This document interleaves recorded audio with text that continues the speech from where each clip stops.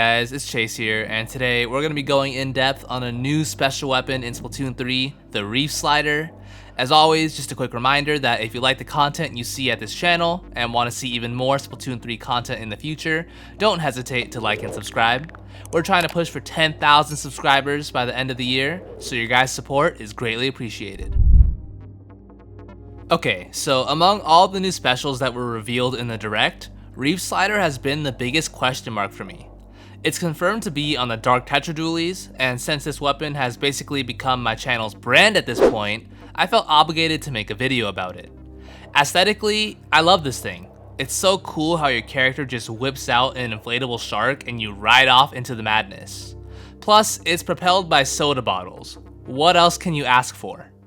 But when it comes to this thing's viability, I definitely had some concerns. What worried me the most at first was, how easy is it for you to get shot out of this thing?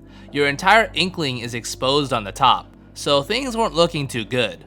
But luckily, the official Splatoon Twitter accounts made a tweet giving us a bit more information about this special. It reads, "Hop on, aim in the direction of what you want to splat, and let it rip.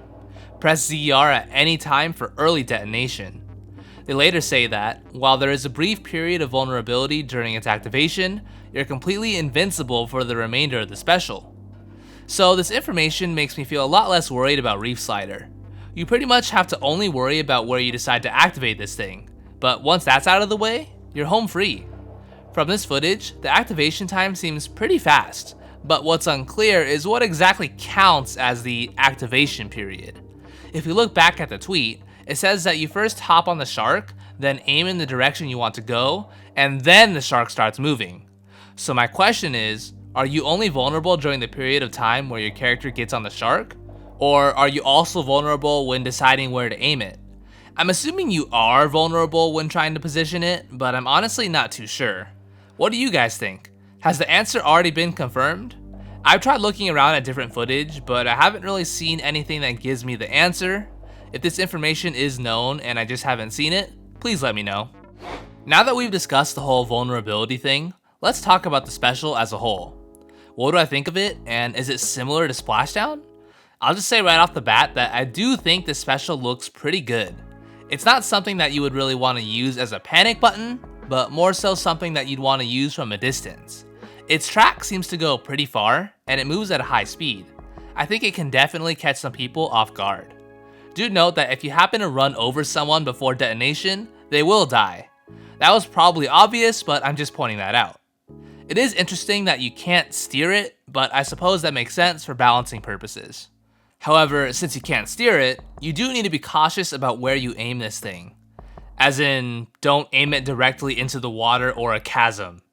I feel like it's going to be a joy watching newer players trying to use this thing on Mahi Mahi Resort. Now, you can choose to detonate it before it completes the full track, but I still think it's going to be fairly easy to fall off the stage if you aren't careful. Anyway, one other potential problem I noticed with the Reefslider is that there seems to be a noticeable amount of end lag after detonation, sort of like Baller in Splatoon 2. But unlike Baller, the explosion radius seems pretty large, so you probably won't have to worry much about being immediately killed by people near you after you explode.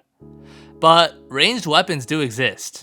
A charger or splatling can just fire at you right after detonation, and unless there's more invincibility after detonation, you're probably toast. So to avoid that, just try to analyze the situation before popping it. Look around the area and see if there are any long-ranged enemies around that could punish you. Its paint seems to be okay, better than Splashdown's at least. But speaking of Splashdown, let's just compare them. It's obvious that Reefslider is meant to be the successor to Splashdown, since not only do Dark Tetras have it, but even other weapons that had Splashdown in Splatoon 2 are receiving it as well, like the Undercover Brella. So do I think that Reefslider is better? Well, obviously we can't say for sure yet since the game isn't out, but from what we've seen, yeah, I think it looks a lot better. You see, the way Splashdown was handled, it was almost designed to be a panic button. But the issue with panic button specials is that it's really hard to balance them. Either you make it good and people can just get away with using it in a panic, or you make it so that it's easy to stop, which is the route Nintendo took with Splashdown. Reefslider seems a lot better to me because it's not designed in a way where one can really use it as a panic button. I mean, you can, but it's most likely not going to end well given the vulnerability period.